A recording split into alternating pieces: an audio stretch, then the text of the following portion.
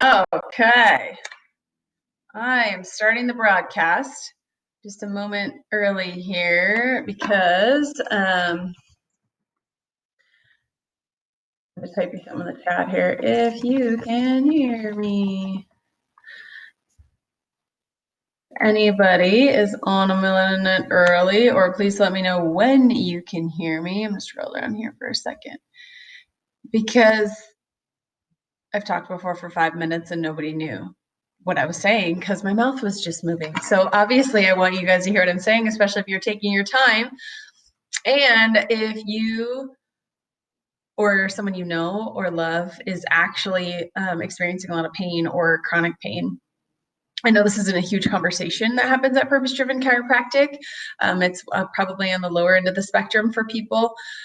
Most of us, know our office for the kids that we work with, sensory issues, spectrum, speech delays, constipation, dietary, gut, immune, all sorts of things like that. We also see adults. And we also see adults in pain. And here's the conversation that we're often having with patients and that I want to have with you guys, whether you're a patient in our office or you're coming across this webinar thinking, oh, that's interesting. I'd really like to see what she has to say about this. Maybe you're looking for some hope in your life. Here's what we say, and this isn't to sound harsh by any means or that we don't care. We say we care less about how you feel and more about how you heal.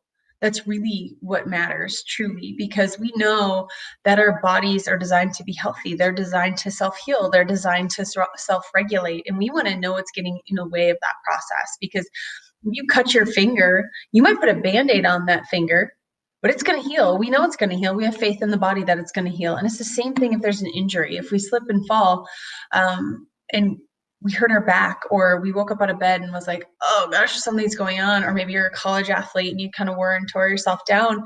And now being an active parent, it's not as comfortable anymore.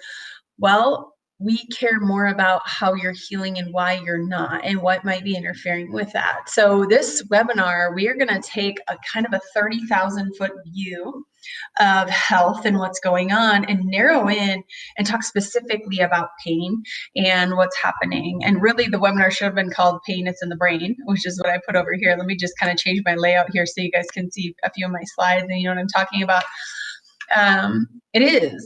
It's really wild when you're thinking, oh, okay, lady, you're telling me it's in my head, but it actually is manifested in the brain.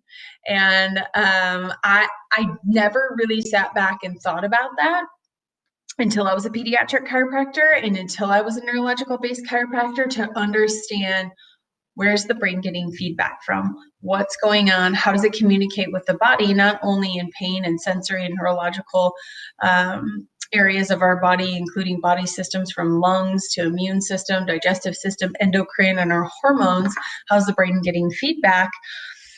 And how is it telling, and what is it telling our body to do? And sometimes that is, ow, stop moving. Please don't do that. And I went to college with an economy size, like probably got it from Sam's Club because that's what's in the Midwest, bottle of ibuprofen. And I lived on that thing. From high school through college, and I was an athlete. I was in constant pain. I had no idea. I thought it was just like a normal thing. Oh man, son of a gun, just pop a couple more, until a friend said to me, you really shouldn't be taking all of those. That could really harm your body. And I hadn't thought about that because I thought at the time I was helping my body. And oh, have I learned what to do about when my body isn't healing well. And at that time, yeah, I wasn't feeling well. I was also tired and lethargic, and hormones were off. I was grouchy and grumpy. And many of you that might know someone that's in chronic pain, or if you're in chronic pain, you know that story. You're grumpy and you're grouchy. And here's what we know, and here's a big truth bomb for people that come into our office, and they might put the reason for the visit is they're in pain. They're experiencing back pain or neck pain or headaches.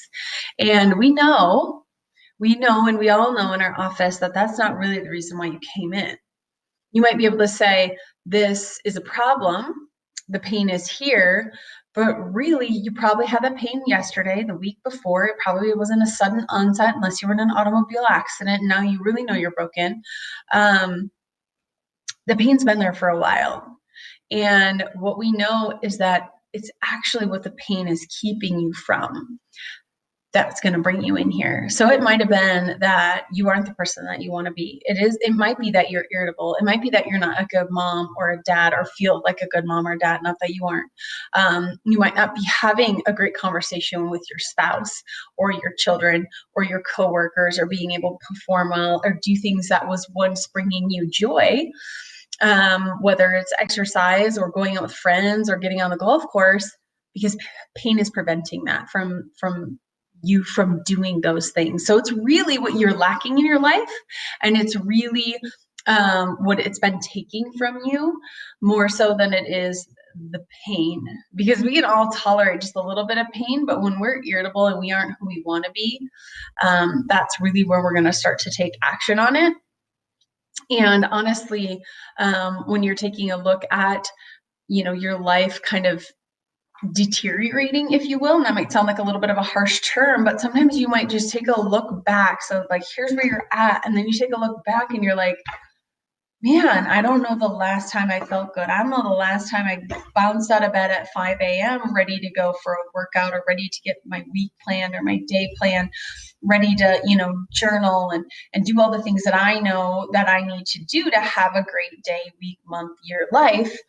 I don't know the last time I did that, because it is such a slow progression, right? You boil the frog, you don't throw them in a pot of boiling water. You put them in there and start warming it up.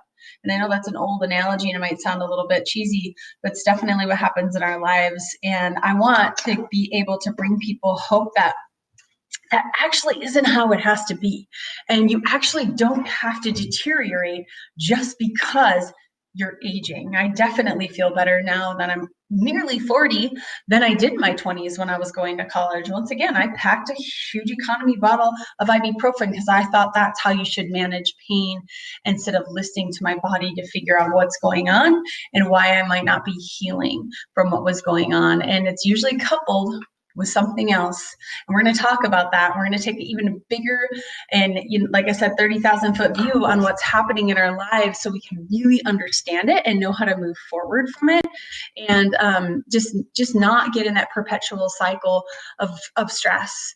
And I got a couple examples for you and a few patient stories that I'm going to share as we go along. But I'm going to keep this webinar as short as I can, because somebody's that's in pain is probably pretty irritable too, because I know what I feel like when I'm in pain. And I just hurt my back last October, actually. I'm going to show you some scans and some different things that we look at in our office to figure out the cause. But man, was I grumpy and I was tired. It takes energy for your body to heal from something like that. So it was a good reminder of how grumpy people can be when they just don't feel good. So we're also going to be talking a little bit about just awareness of how, once again, I talked about it being in the brain, of how that relay system works, what's going on there, and some actions items on how now to do better. Because we can gain as much knowledge as we want, and until we're able to apply that knowledge, it really is just, useless words on a page or useless words in our brain, until we can make sure that we use that to do better. So if you guys have ever watched Brain Games, it's on Netflix. And I don't watch a whole lot of television. I can't actually sit still for very long. You'll probably see that in the webinar, where I'm just kind of antsy, and you're gonna hear about that a little bit as well, on why our brain needs feedback and how it gets it through movement. But this show, Brain Games, was having, you might have seen this episode, but I'd encourage you to see it. I should have put the information on here so you didn't know the episode. But they were looking and showing people how much pain is in the brain, where they had somebody with their hand outside of a curtain where they couldn't see their hand, and then they put a rubber hand pretending like this is their hand. And they actually got people to start to feel that rubber hand as their hand. And they could literally pinch it, poke it, hit it with a hammer, and people were experiencing pain, where they would do the same thing to the hand behind the curtain that was their actual hand, burn it, pinch it, poke it, and they weren't even budging or moving. It's just wild how much the brain is the one that manifests the pain. It just was like, oh my gosh, all these, this abomination of things that I know just came true on a Netflix show that I sat still for 20 minutes to watch. It's just totally crazy. It is mind blowing to me how much your brain is able to do. 300 trillion bits of information reach your brain every second. You're consciously aware of 50 of those.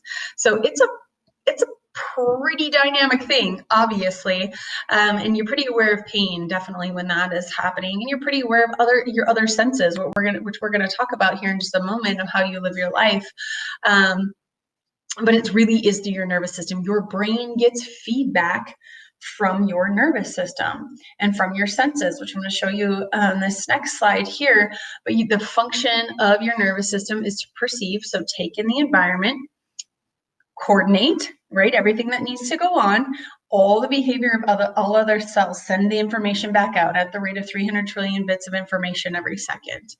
And it's really doing that through a lot of your senses. And some people know, you might be well aware. I get the five senses. I understand what's going on. I have a little bit of sixth sense. I'm just kidding. But there's way more than the five senses. There is an internal sense of how you feel. So enteric, how do your organs feel? Are you feeling tight in the chest or in the heart or in the gut? That gave me a stomach ache. How are you actually feeling? And the most important one that we're going to talk about today in this webinar is movement, the balance sense, where you're at in time and space. And that's called proprioception. And that is a huge, huge deal when we are talking about chronic pain, when we're talking about quite a bit of anything. And I talk about this with my children and in a lot of my kid webinars with my parents, because a lot of kids will have proprioceptive issues, either coordination issues or movement issues. And we're going to see why that is so important. If we didn't have proprioception and if we didn't have movement and balance in the muscles and the joints in our bodies, we would literally be a heap on the floor. I mean, there is so much that happens in order for our bodies to do not only gross motor movements, jumping, running, moving, but fine motor movements from the tongue, eyes, ears, fingers. There's so much that has to happen in your brain, and so much precision between your brain understanding where those body parts are.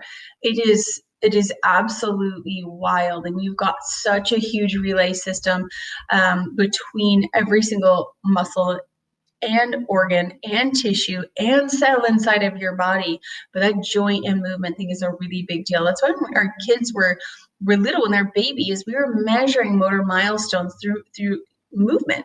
And can their brains keep up, right? We knew the brain was on track if their movements were on track. That's how the brain had developed. It's still important as an adult for us to understand with exact precision, how much weight should I put on this foot, ankle, how much should it bend, how much should it move. We've seen people that are double jointed. We've seen people that can trip over thin air. We've also seen elderly, and it doesn't even have to be elderly, patients or people who have a hard time with balance. We start to lose proprioception and balance. We start in infancy trying to, learn how to walk and put a foot down and what kind of steps to take and how to bend the knee. And in adult or in elderly, we'll start to see them with a more of a shuffle gait, with, having a hard time figuring out where they're at, and they become a fall risk because they've lost their proprioception and balance, because they've lost movement. And that's a huge deal. Once you move, I always say movement is life, quite honestly. You stop moving, you die. Honestly, everything has to move. And that sounds a little bit morbid, but it's so true. If your body stops moving, things slow down. And I am talking everything slows down. And the biggest thing that's going to slow down is your brain, because it's fed through movement. It's fed through those muscles everywhere in your body moving. But most importantly, which we're going to talk about here next, is in the spine. 60% of how your brain is fed are through the spinal muscles. Your brain has to be fed proprioceptive input in order to charge its batteries. And there's often times when there's not enough feedback. We know when that happens because we feel lethargic. You're sitting around doing nothing. You're like, man, I did nothing all day, but I'm so tired. Yes, because you never fed your brain. And of course, dietary things play a big role in this, but movement is huge. And one of the things that we talk about, not only with children, but with adults, is this scientific word, and you don't have to know this word, but dyskinesia, which really means abnormal movement. There's a misalignment and a fixation. And that is really where people start to marry into chiropractic and say, oh, I think there's something misaligned here. And it sounds really simple. It sounds like, oh, just push right there and then I'll just go back and then I'll be fine again, right? The pain will be gone. And it's just really not that simple. I'm going to explain it to you, here as we go out, throughout the program on why that sounds really lovely. It just sounds like such a beautiful Band-Aid. It's often what you're putting on a bullet hole and not getting down to the root cause. Most people will, enter into a chiropractor's office, and most 90% that come to a chiropractor aren't thinking of children in neurological care. They are thinking of neck pain, back pain, and headaches. And that's what they go to a chiropractor for. And they say, okay, if you push here, once again, it'll feel better and I'll feel great and I'm off the table. I'll be back when it hurts again. And I took care of a lot of patients like that for a really long time until I got into kids and neurological based care. And it wasn't really rewarding because people were always back. You're like, man, I wish for those years that I was doing that, I would have thought, why isn't your body healing from this? Why can't it figure it out? Is it permanently damaged, right? That would be a permanent disability. And it's really not the truth, because our bodies are self-healing and self-regulating, and it isn't the truth. We can go anywhere to cover up the pain. We can get a massage, we can stretch, we can go to a physical therapist, we can take ibuprofen. Once again, I keep ragging on ibuprofen because once again, I lived on it, and I'm sure my liver is barely living because of it. But it's really about the brain, and it's how we influence the brain. And that is what you do when we're adjusting a patient. We found out the coolest thing that we found out is when you hook a patient up to electrodes and you deliver a chiropractic adjustment, the only thing that's changing is in the brain, in the prefrontal cortex, which is the way your brain communicates with the rest of the body.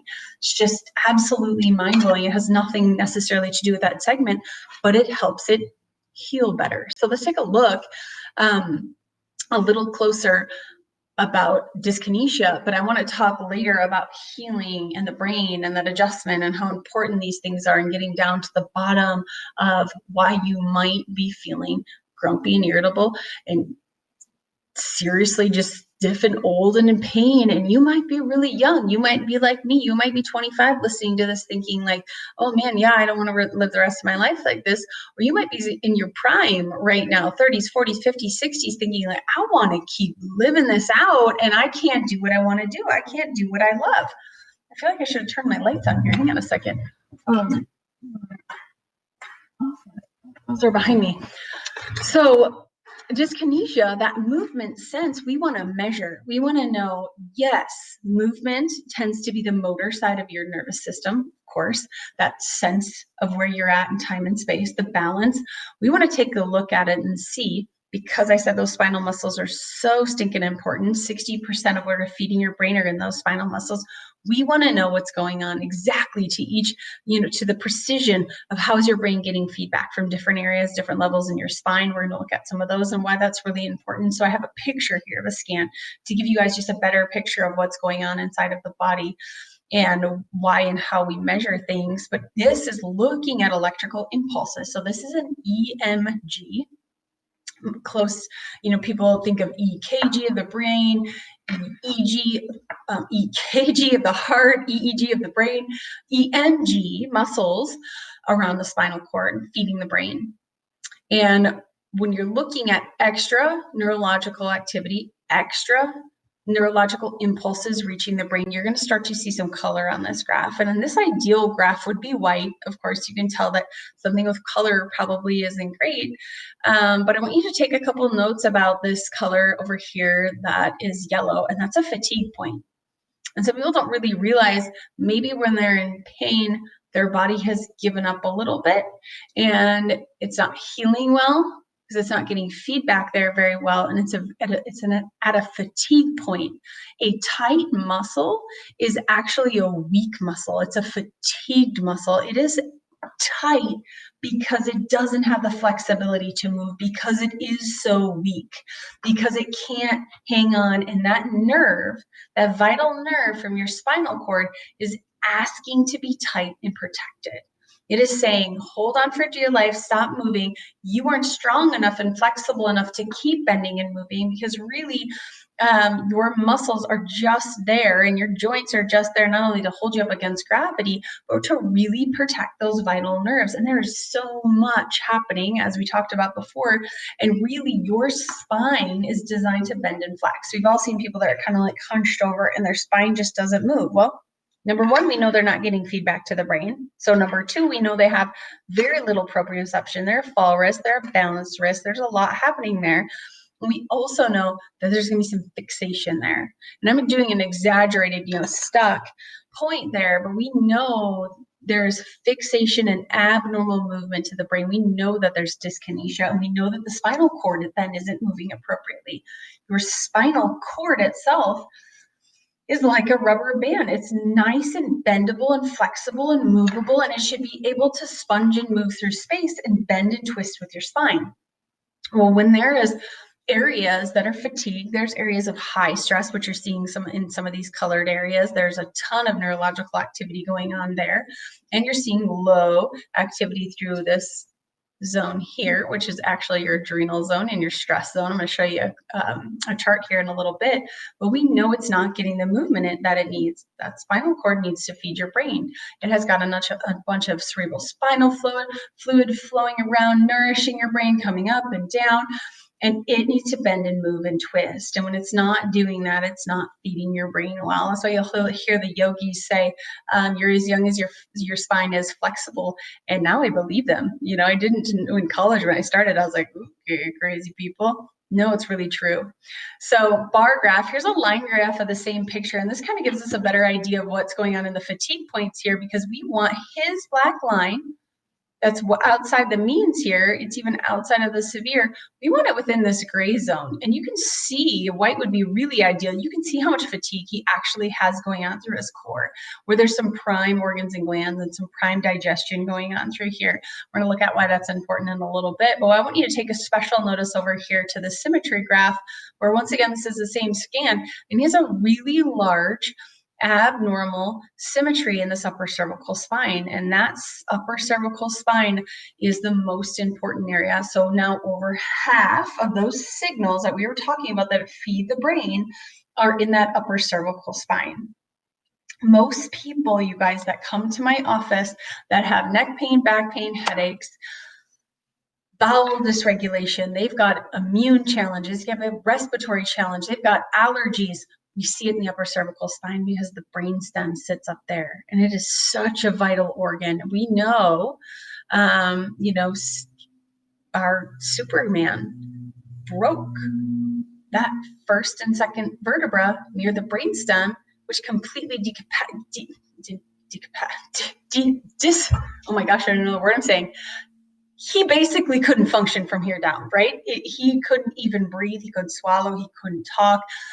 Respirations. Obviously, he was on, for as long as he lived, he was on devices to be able to keep him alive. And that was near that vital brainstem where he lost all function beneath. So we know when there's dyskinesia, movement, abnormal movement, and misalignment in that upper cervical spine, we know that there's trouble below. And once again, I said, people typically that are grumpy are coming in saying that they're in pain, but it's really probably because they're just not feeling great about themselves. And quite honestly,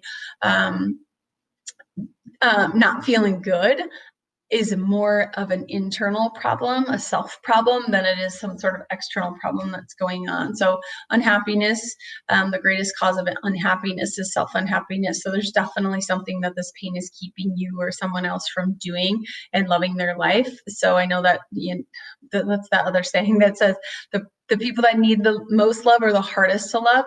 Those are these people, and they'll start to look for ways to numb the pain. And instead of becoming the person they want to, because they're getting down to the cause, they're just covering it up. They're just covering it up with alcohol, with drug addiction, with maybe other forms of addiction that we don't agree with, or even anger. which we're going to talk about here in a little bit, in this fight or flight response, or outlash, or just being impulsive and reactive, which is really your fight or flight response. So we've got to take a look a little bit closer about pain and healing and what might be interfering, like we talked about, from your body's ability to heal, to self-regulate, to do the things that you want it to do. And it's typically stress. Big shocker, right? You're like, yeah, I got a lot of stress. I've got so much going on inside of my brain. I've got so much happening at home. I got so much happening at work and in my life. I can't keep up. Well, that's a chronic fight or flight response. And that will definitely keep you in pain. That will definitely keep your body dysregulated. When we experience stress, we talk about flipping our lid. We talk about that prefrontal cortex that I said was influenced from the chiropractic adjustment. That leaves the scene and our hindbrain takes over. This nice, controlled, logical brain that does a lot of creative thought and can have great conversation flips. And our innate fight or flight response takes over. This is an impulsive and reactive brain. This is your amygdala. This is what's going to dump a bunch of chemicals. And people talk about like cortisol and adrenaline, all those chemicals that the body gets just laden with high blood pressure and heart disease. That's because we're stuck in fight or flight. That's because we flipped our lid one too many times that day, that week, that month, that life. And our body is having a hard time regulating and healing from the pain, because the reverse of that fight or flight response is healing, resting, digesting, and for kids, growth. That's the lid on. That's why we're sleeping. That's why kids do require more rest than we do. Infants require a ton, but we do need enough sleep to heal and repair from the stress we've experienced that day, that week, that month. When I told you I had that back injury about a year ago, I was tired and I needed more rest, even though I wanted to get up and go. And you might be thinking like, oh my gosh, lady, don't tell me to sleep more. I got a lot of stuff to do. Well, you might have a lot of stuff to do, but that lot of stuff to do is going to end sooner than you want it to if you aren't taking care of your body, because your life's going to end sooner than you want it to if you aren't taking care of your body. And then that busyness just doesn't even matter anymore. And I know that sounds harsh as well. That's really the reality of where we get in our lives is a certain amount of time, and let's live it well. Let's live it abundantly. Let's live it full on out and do the things that we want to do with responsibility, obviously. But taking care of our body is the number one thing. Is when we're in stress, fight or flight mode, there's 1,400 chemicals dumped throughout your body to change the physiology of every cell. Heart rate goes up, blood pressure goes up, the blood gets shunted from those vital or internal organs out to the limbs to fight or flee. And that's just fine to be short-lived, but not to live there. Not to stay there, not to develop that way, not to constantly be impulsive and reactive and never have a lid on, and our prefrontal cortex being influenced and parasympathetic to be able to take over and heal our body like it's designed to do. And when you're in parasympathetic, when your body's really tired, because it doesn't want to eat. Think of when you're sick. That's your parasympathetic response. You might not want to eat. You might not feel great about what's going on. I'm going to try to get my face back here. I think I just double clicked actually. There we am. Hang tight. I'll just see again. Hang on. Change the layout. Back to here. I wanted to see, I guess it really doesn't matter if you guys can't see my face while I'm explaining this next slide, because it's pretty important to look at the balance of fight or flight, because you cannot be both in growth mode. You can't be in resting, healing, and digesting and fight or flight at the same time. It doesn't work. We all know when we've had night sleeps, when our brain is on and it just absolutely doesn't shut off. Wow, I just can't even, doing some double clicking here to see if I can't just get my face off up here. And it's that fight or flight and parasympathetic response is very inversely proportional. So that was the other part of that slide where you saw that little balance piece of it, where there's a sliding scale of balanced fight or flight, parasympathetics off. Flip it around. When we have a night's rest of our brain feeling stressed or restless and we move and we can't think and we wake up just tired and lethargic, we haven't healed from the stress of the day. We haven't taken care of our body. And we all know what that's going to absolutely lead to. And instead, when you are tired, now we're hitting the sugar. Now we're hitting the caffeine to try to stimulate our brain and our body to stay alive and awake to finish doing what we're doing. We're going to continue to kick out the cortisol. We're going to store fat. We're going to kick up adrenaline. We're going to drain our adrenals. It's going to back up into our thyroid and then into our pituitary gland. And a lot of people will come in when they have thyroid issues. Well, we got to reverse time because we know that you're going to have adrenal issues. We know your adrenals are fatigued before it's getting to that thyroid task for the thyroid for help. And thyroid's been a really big deal in women and men actually in our 30s and 40s, and even some tying into Hashimoto's with an autoimmune condition. And that's a complete flop on the immune system and that parasympathetic response. We know fight or flight has been taking over, and we haven't got enough parasympathetic immune system response when we start having an autonomic nervous system and an autonomic and an autoimmune condition, because it is attacking your own tissue.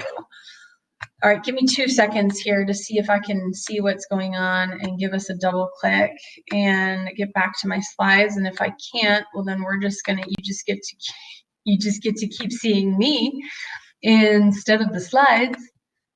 All right, hang tight, friends. I don't know why it absolutely doesn't want to click over to my next thing. So, oh well. If it wants to catch up here in a moment, it just might, or it might not.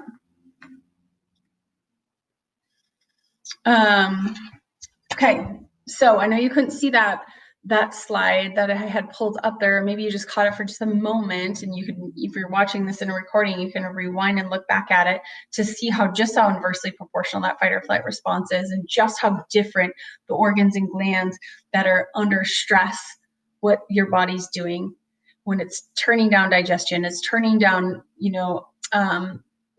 your body from being able to release digestive enzymes.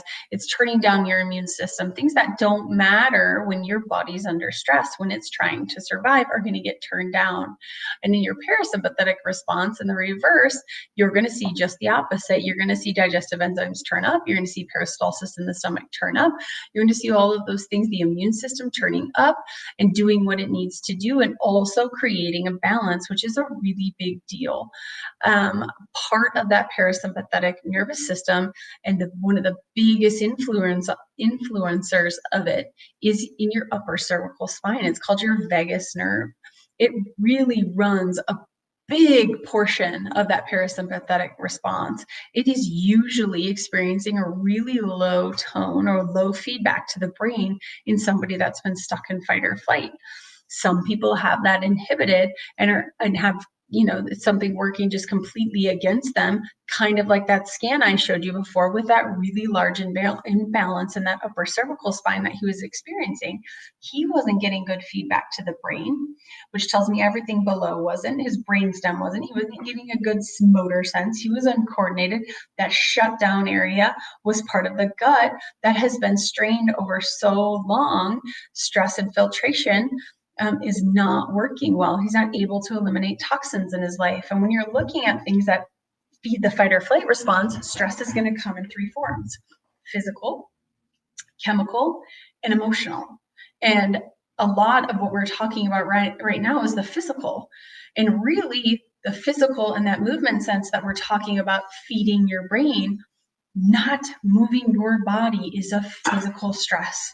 That is a trauma to our body, because we are designed to move. When we have office jobs and we're sitting at a desk like I am, we are not feeding our brain. Remember, 60% of those spinal nerves are what feed the brain.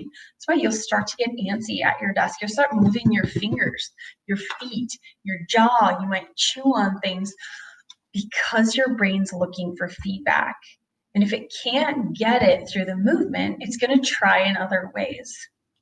And one of the ways it's going to try is through kicking out adrenaline, through asking you to eat really quick, simple sugars. People that are under stress are usually the ones that are craving junk food, because your brain doesn't have time. Remember, under fight or flight, it doesn't have time to break down high dense nutrients and eat, nice, beautiful, luscious spinach salad. It is like, give me something quick. I need a Twix. It's just something fast. Feed the brain. Let me get on with my life. And then once my sugar starts to crash, I'm going to need it again. And you can see mood swings start to go without you. And then, of course, we know down the road that when our cells aren't fed well, and we know when our body starts getting exhausted from releasing insulin, is when we start to get pre-diabetic as well. So there's just some pretty big issues that can come with just calming yourself down and choosing your stress wisely, is what I always say. Physical stress, chemical stress, and emotional stress. And when we perpetuate that cycle of stress, we start living there. One of the other big components when you're looking at that emotional component to stress, which is seriously a really big deal. I've had patients come in just kind of like limping, low back, like, oh man, my back's so flared up, dog. It's just unbelievable. What'd you do? Nothing. You did. You know what you did? Because you told me 2 weeks ago that you had an abnormal mammogram and you're really worried about breast cancer, and they're going to go in and do a biopsy. And this is an emotional component to your stress. It is going to manifest in the weakest point. Yes, this patient had had chronic low back pain in the past, but anytime she was emotionally stressed, we would see it manifest there. And once she could start to recognize, now, of course, she couldn't help the stress that was there at the moment, but once she was able to recognize that that physical pain was manifesting, that emotional pain was manifesting physically in her back, it was her body not healing well because she was stressed, because she wasn't sleeping through the night, because she was worried about all the things that might come about if that cancer scan came back positive. And I've seen this time and time again with other patients where they might have, oh my gosh, I have this, whatever it is, shoulder pain, knee pain, back pain, head pain. And we look back and we start peeling apart those layers of stress to look at what is perpetuating this cycle, what is keeping you in fight or flight, what's keeping you from healing. And we can usually just kind of put our finger down on a few things. And here's what happens. Yes, these few things could be really big things. This could be a trauma, an emotional trauma that was relived in childhood, that is just there over and over and over again, living in your brain, because your brain doesn't know whether it's in the situation at that moment or you're thinking about that situation. It is acting exactly the same. It is going to dump the same chemicals. It's going to have the same physiological response, because it is there to protect you. It literally will not know if you are perpetuating that stress response, and your nervous system actually remembers everything. Remember, I told you 300 trillion bits of information are reaching your brain. You're consciously aware of 50 of those. Our subconscious picks up everything, and it also holds on to everything. And your spinal cord is that database. Your brain is the computer. Your spinal cord, your nervous system, houses everything. And it might just be living in stress subconsciously, and you literally don't know that it's hung on to all of that stress and it hasn't been able to let it go. So often when people are coming in under chiropractic care and we take a look through their history and we see the stress that they've been through, we will let them know, once we start adjusting you, you will probably experience a little bit of a detox, because stress can't disappear. It has to dissipate through your body. You might relive a couple like old shoulder injuries. You might be teary-eyed. You might be a little bit weepy, and people are like, yeah, okay, until they really experience it. And it's really becomes more of the hard, easy route to life, to get rid of the old pain, to get rid of all the old stress, to get rid of all the old junk that's been housed up in your nervous system, to get a tight lid. Remember, I told you every adjustment influences that lid, to put that prefrontal cortex on tighter, to let your brain make really good judgment calls on what to heal, on what to do, on how to talk, on how to act, and how to think, when that prefrontal cortex is on there tight and you aren't living with a loose lid or a lid completely off, when you start to get that part of your body under control is really when the easy keeps going. And I'm not saying, oh, now your life's going to be butterflies, right? You're going to be running through fields of grass. No, you still have to manage your stress appropriately. You still have to make really wise decisions to keep moving your life forward. You still have to do the things that are going to feed your body well. Put yourself in emotional situations that are going to feed your body well, not run from stress, which a lot of people will do, is run away from it and not ever be challenged by it. That's how you actually will grow, but you can't experience trauma over and over again and expect your body and your nervous system not to remember it and not to stay in growth and stay in protection instead of growth mode. So I wish I could have got to my next few slides to show you guys a couple pictures, because I had a picture of where that vagus nerve was where you guys could see it. I'm showing some of your organs and glands. I had a couple other more sciencey terms about dysautonomia, which is when there is irregulation inside of your autonomic nervous system, what that looks like, and how our scans measure just how far into fight or flight you are and just about how much of a healing capacity you have to experience stress, because really it's about adaptability. It's not that you won't experience stress in your life, it's how well you adapt to it and how well you just manage the new stress that comes your way, instead of having to now experience new stress on top of the snowball effect of all this old stress that your body's been hanging on to and not been able to let go of.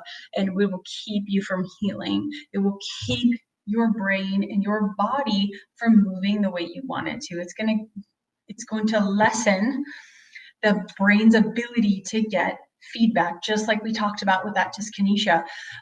It's a pretty big deal when your brain can't be fed well. So outside of your brain being the number one energy source and nutrients suck for your whole body, you're going to have your digestive system, your immune system, and your endocrine system. And there's some people that will struggle with all three of those, endocrine being your hormones, because they've been experiencing stress. And it might be because you're not getting your brain feedback, but it might be because you can't necessarily help it. There's a pretty large imbalance in there. You need a lid put on tighter. You need that motor system moving appropriately. You don't want to keep putting Band-Aids on bullet holes, because you know that you have a lot of life to live and you want to live those years really, really well. Come see us. Make an appointment, say you watch this video, get a VIP pass at Purpose Driven Chiropractic. Patients that come in off the streets that are a non-complicated case, it's $189 to get our scans and a consultation with a doctor and get you a plan moving forward and a game plan to get you a healthier life. It's $300 for a very complicated case. When you watch these videos, it's $100. So I know that you're educated, I know that you're committed, and I know that you want a healthier life. And chiropractic is about getting you a higher life expression. It's about you having now extra energy and abundance to be able to give back to others and give back to the world. And we know that that's important during this time. Thank you guys for watching. I hope that was helpful. Sorry about the slides, but I hope you got the message, and I hope you have some hope for your life to be much more high quality. I'll talk to you guys soon.